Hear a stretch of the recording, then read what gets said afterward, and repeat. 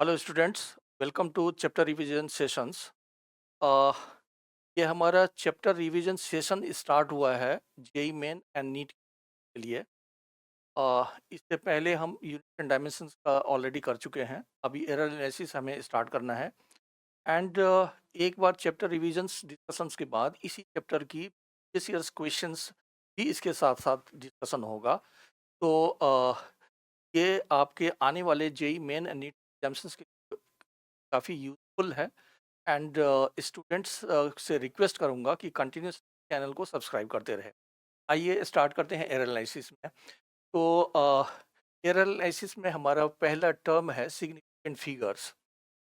Significant figures tells the digit we have confidence in the measurement and जितना ज़्यादा significant number होगा accuracy of the measurement उतना ज़्यादा होगा। तो जैसे मैं एक एग्जांपल के थ्रू से समझने की कोशिश कर रहा हूँ। जैसे आप पाई को 22/7 लिखते हैं। अब अगर इसकी कैलकुलेशंस करें, ये 3.1.14 0.143 तरह से ये नॉन टर्मिनेटिंग है, ये टर्मिनेट नहीं कर रहा है। तो अब सपोज करिए कि किसी स्टूडेंट ने आंसर में 3.1 लिखा है, किसी ने 3.14 लिखा है, ने 3.143 लिखा है। इसका मतलब यहाँ पर वो 4 फिगर में कॉन्फिडेंस है, यहाँ 3 डिजिट में कॉन्फिडेंस है, यहाँ 2 डिजिट में कॉन्फिडेंस है। इसका मतलब इसकी आंसर अगर 3.143 लिखे हैं तो इस तीनों में सबसे ज़्यादा एक्यूरेट ये है।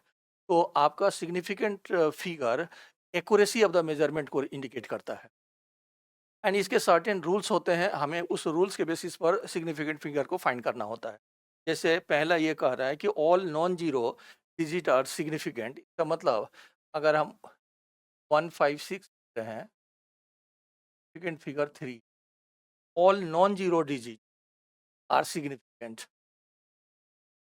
जैसे आप कुछ भी लिख दीजिए, मान लीजिए 2 और 5 लिख दिए हैं तो इसकी ऐसा कह रहे हैं हम। दूसरा देखिए कि all digits between two, all zeros between two non zero digit are significant. जैसे दूसरे का अगर हम देखें तो आप ऐसे कह रहे हैं कि 100 अगर 3, तो ये जीरो आपका दो नॉन जीरो डिजिट के बीच में है, इसीलिए इसकी सिग्निफिकेंट फिगर 4 होगी। जैसे आप ऐसे भी लिख सकते हो कि 1.02 लिखें अगर, तो ये जीरो दो नॉन जीरो डिजिट के बीच में है, इसीलिए इसकी सिग्निफिकेंट फिगर 3 हो। क्लियर है? दो नॉन नॉन जीरो डिजिट के बीच में जितने भी जीरो है ऑल आर सिग्निफिकेंट। उसके बेसिस पर ये कह सकते हैं the zeros occurring to the left of the last non zero digit are not significant. जैसे अगर आप ऐसा लिख रहे हैं 0.01 लिख रहे हैं तो इसकी सिग्निफिकेंट फिगर 1 होगी। अगर आप 0.006, इसकी सिग्निफिकेंट फिगर भी 1 होगी। ये जो जीरो है ये काउंट नहीं होगा, ये वाली जीरो काउंट नहीं होगा। नेक्स्ट देखते हैं।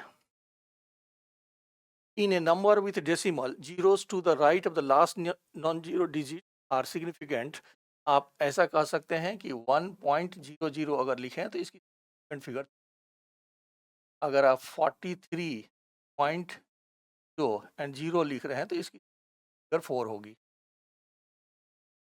नेक्स्ट देखिए, in a number with decimal zero to the right of non, in a number with decimal zeros to the right of non-zero digit are not significant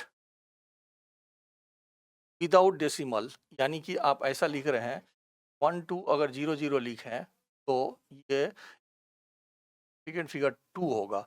ये कह रहा है कि number without decimal zeros to the right of the non zero digit are not significant.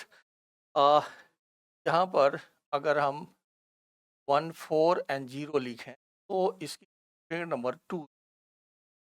लेकिन कभी कभी ऐसा भी करते हैं कि आप मान लीजिए यहीं पर 140 सेंटीमीटर लिख रहे हैं एंड ये अगर मेजरमेंट से आ रहा है, ये ट्रू मेजरमेंट है, तो उस केसेस में इस फिगर को आप 3 लिख सकते हैं।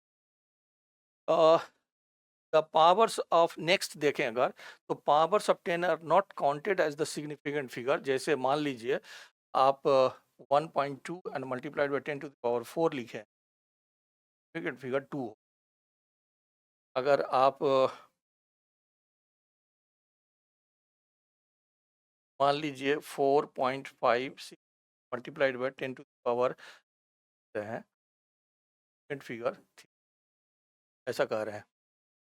तो ये एक सर्टेन रूल्स हैं, इस रूल्स के बेसिस पर आपको कलेक्ट कर लेना है। नेक्स्ट अगर देखें तो that is the order of magnitude. In scientific notations अगर सपोज करिए कि आपका a multiplied by 10 to the power b है एंड इस पर बेस्ट क्वेश्चंस रिसेंटली आपका नीट के PYQ में आया है, तो यहाँ पर order of the magnitude find करने के लिए बोल रहा है। तो यहाँ पर ऑर्डर ऑफ मैग्नीट्यूड वैसे तो हम लेते हैं b को, लेकिन ये डिपेंड करता है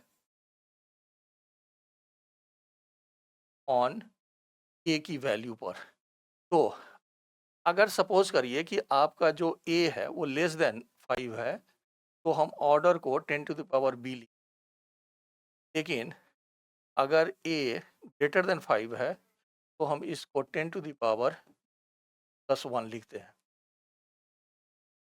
मैं इसका एग्जांपल दे देता हूँ। जैसे सपोज करिए कि आप इलेक्ट्रॉन्स का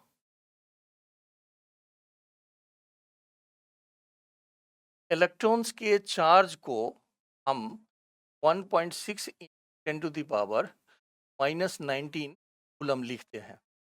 अब अगर यहाँ पर कंपेयर करोगे तो ये जो 1.6 है दिस इज लेस देन 5, इसलिए इसकी ऑर्डर को हम 10 टू द पावर -19। लेकिन अगर आप इलेक्ट्रॉन्स की मास को देखें तो इलेक्ट्रॉन्स की मास को हम 9.1 multiplied by 10 to the power -31 kg लिख।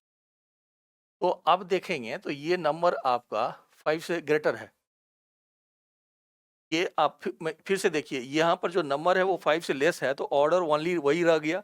लेकिन ये आपका 5 से ग्रेटर है, इसीलिए इसकी order 10 multiplied by 10 to the power -31, यानी कि इसको 10 टू द पावर -30 लेंगे। ये लगता है ये काफ़ी क्लियर है।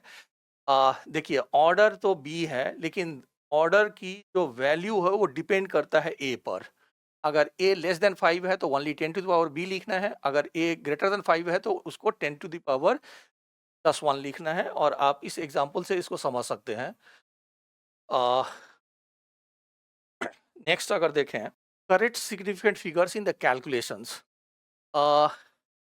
कैलकुलेशंस में चाहे वो मल्टीप्लिकेशंस हो या डिविजन्स हो या एडिशंस हो या सब्सट्रैक्शंस हो, उसमें इसका लीस्ट सिग्निफिकेंट नंबर होता है, हम आंसर लीस्ट सिग्निफिकेंट फिगर में देते हैं। जैसे मान लो कि ए क्यूब का साइड 2.50 सेंटीमीटर दिया हुआ है। अब इसकी वॉल्यूम को करेक्ट सिग्निफिकेंट फिगर में लिखना, करेक्ट सिग्निफिकेंट फिगर में मान लीजिए लिखना है, तो क्यूब की वॉल्यूम को हम लिखते हैं L cube, that will be equal to 2.50 का क्यूब। तो ये अगर 15.625 सेंटीमीटर क्यूब आ रहा है लेट। तो यहाँ पर अगर देखें तो जो यहाँ पर अगर आप इसको 3 सिग्निफिकेंट फिगर मान रहे हैं, तो इसको आंसर हमारा 3 सिग्निफिकेंट फिगर में होना चाहिए। तो यहाँ पर राउंड ऑफ करेंगे एंड यहाँ पर 5 से पहले इवन है तो इसको राउंड ऑफ करेंगे तो ये ओनली 5.62 रह जाएगा। लेकिन यहाँ पर 2 को करेंगे तो ये 5.6 आ जाएगा। तो 5.6 सेंटीमीटर क्यूब के टर्म में हमें आंसर देना चाहिए। मैं कोई दूसरा एग्जांपल ले लेता हूँ। जैसे फिर से देखिए, आपको इस सिग्निफिकेंट फिगर में आंसर करना है। जैसे यहाँ पर अगर ओनली 2.5 रहता, सपोज करिए कि आपकी साइड की मेजरमेंट 2.5 सेंटीमीटर है, तो इसका मतलब यहाँ पर सिग्निफिकेंट फिगर 2 है। उस केसेस में यहाँ पर हम एक बार और राउंड अप करते हैं तो उस केसेस में हम आंसर 16 सेंटीमीटर क्यूब, जैसे यहाँ पर 6 को राउंड आउट करेंगे तो 1 से बढ़ाएंगे तो उस केसेस में 16 सेंटीमीटर, लेकिन इसको हम प्री सिग्निफिकेंट फिगर ले रहे हैं, इसीलिए आंसर को हम इस फॉर्मेट में दे रहे हैं। कोई दूसरी एग्जांपल ले लीजिए, जैसे सपोज करिए कि आपका 4.3, 0.1 एंड 7 पॉइंट, इसको ऐड करना है। मान लीजिए ये कितना हो गया, 14 एंड 8 एंड 11।